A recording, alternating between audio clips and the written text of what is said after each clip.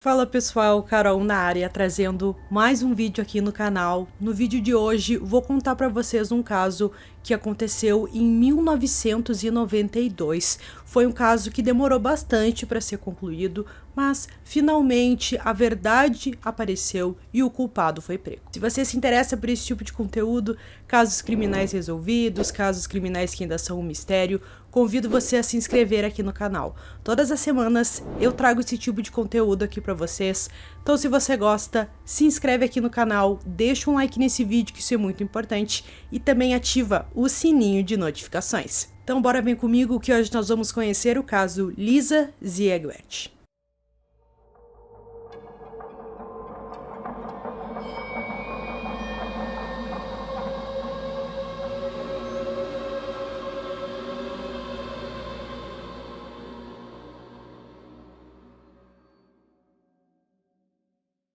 Agammon, Massachusetts, perto da fronteira oeste de Connecticut. É uma cidade pequena, onde a maioria das pessoas se conhecem e a comunidade gosta de viver desse jeito.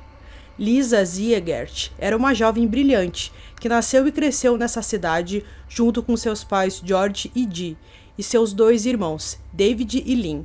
Em 1992, quando estava com 24 anos, ela já tinha se formado na faculdade e voltou para sua cidade, para ensinar alunos com necessidades especiais no ensino médio.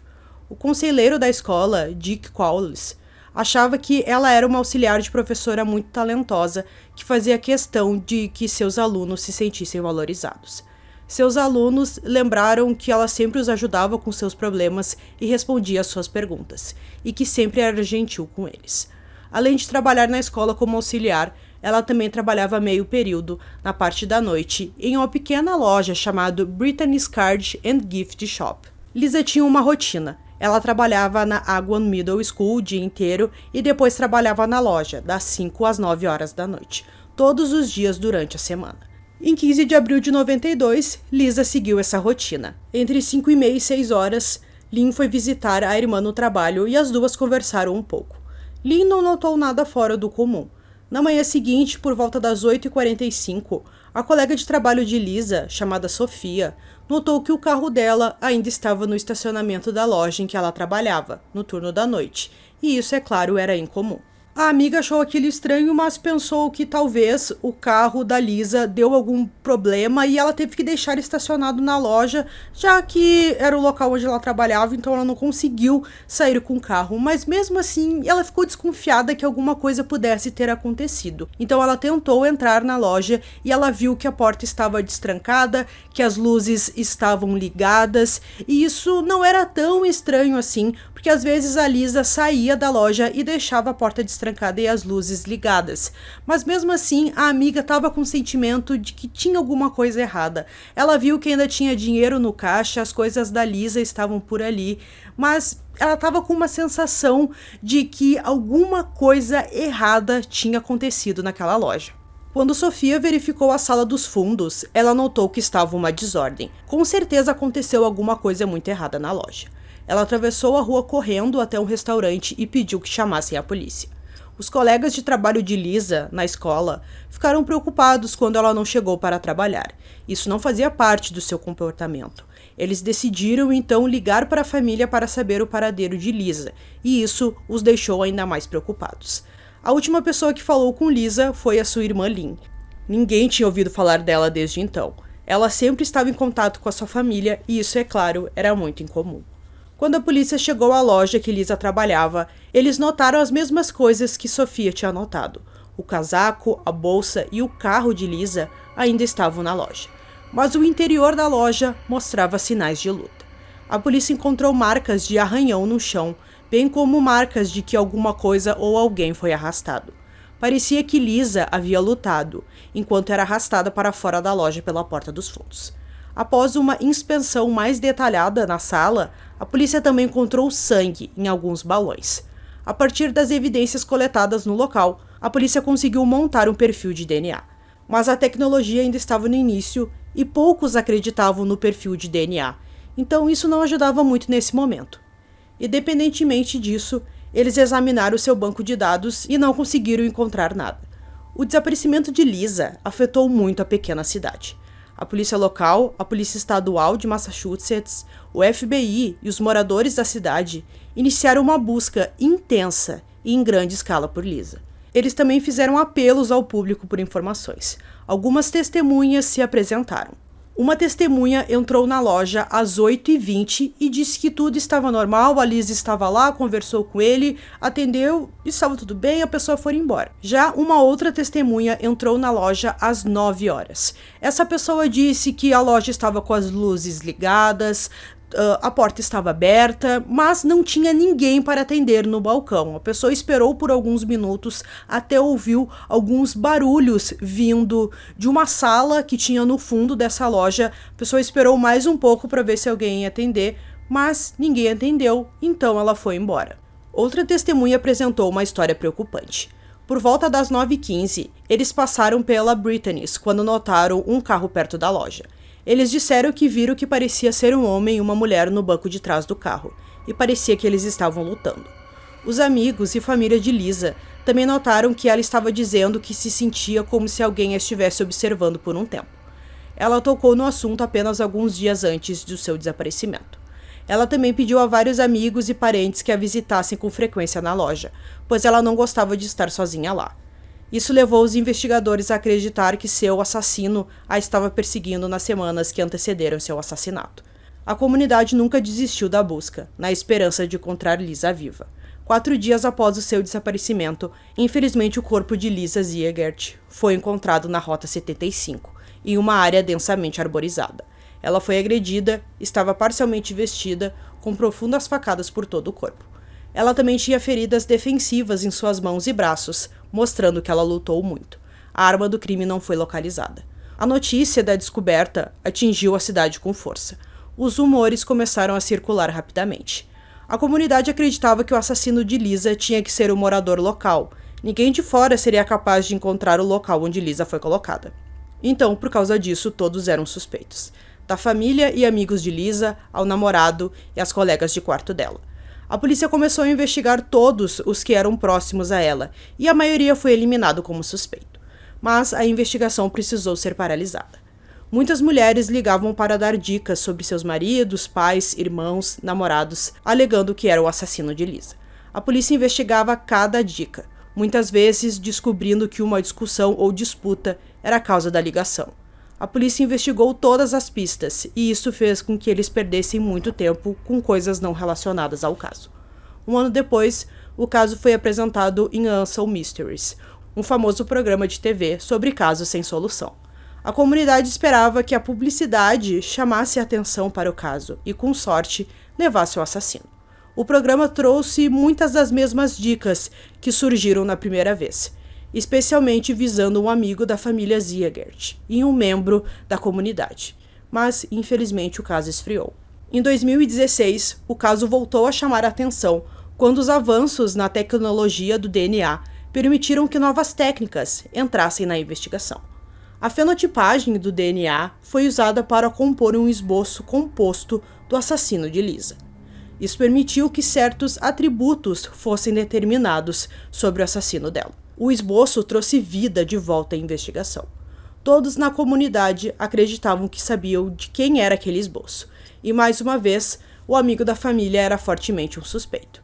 Com base em sua análise, eles determinaram que o assassino de Lisa provavelmente tinha olhos castanhos e cabelos castanhos ou pretos. Um ano depois, em 2017, a polícia decidiu reunir uma nova lista de suspeitos. Ao longo dos anos de investigação, os suspeitos foram solicitados a fornecer amostras de DNA para comparar com o perfil que tinham do assassino de Lisa. Restaram 11 homens que se negaram a fornecer voluntariamente amostras de DNA. Por meio de um processo de grande júri, a polícia recebeu uma ordem judicial para recuperar as amostras desses homens. Quando a polícia foi à casa de Gary Scarra, um dos suspeitos, para apresentar a ordem judicial, ele não estava em casa. Eles deixaram o pedido em um cartão com seu colega de quarto e disseram para o colega avisar Gary para ligar para eles quando ele chegasse em casa. Gary era uma pessoa de interesse desde o início da investigação. Em 93, sua ex-esposa Joyce McDonnell, por meio de seu advogado de divórcio, contatou a polícia e disse a eles que acreditava que seu ex-marido era o responsável pelo assassinato de Lisa. Ela notou que ele parecia preocupado com o caso sempre que era mencionado na TV. Ela também teria encontrado alguns textos perturbadores em seu diário que a levaram a acreditar que ele era o responsável. Mais tarde, ela fugiu com um filho e se escondeu com parentes porque tinha medo dele. A polícia não levou isso muito a sério por causa de todas aquelas ligações que receberam. O próprio advogado de divórcio de Gary contatou a polícia e informou que ela era apenas uma esposa desprezada tentando causar problemas para o seu ex. O advogado também destacou que Joyce estava lidando com vício e substâncias e ela não deveria ser levada a sério. A investigação já estava cheia, com muitas mulheres dando pistas falsas. Não era muito difícil jogar a denúncia da Joyce como uma mentira e ser jogada fora. Mas essa não foi a última vez que ouviram falar de Gary Scarra. Em 2002, a polícia levou Gary para um interrogatório adicional. Ele era vago e parecia não se incomodar com as perguntas da polícia. Como havia feito em 93, ele se recusou a fornecer uma amostra de DNA. Ele alegou que tinha medo de clonagem, então ele foi liberado. Em 2008, ele foi trazido de novo, com praticamente a mesma história. Eles estavam entrando em contato com qualquer um que não tivesse dado uma amostra de DNA. Mais uma vez, Gary parecia à vontade, amigável e gentil. Ele passou boa parte da entrevista reclamando que seu nome só estava na lista por causa da ex-esposa, e ela não deveria ser levada a sério, mas seu comportamento chamou a atenção. Gary se segurou e se sentou cuidadosamente. Ele não tocou em nada e não se inclinou para a frente. Ele teve o cuidado de não deixar o seu DNA ou impressões em nada. Na época, os investigadores acharam isso estranho, mas agora eles sabiam por quê.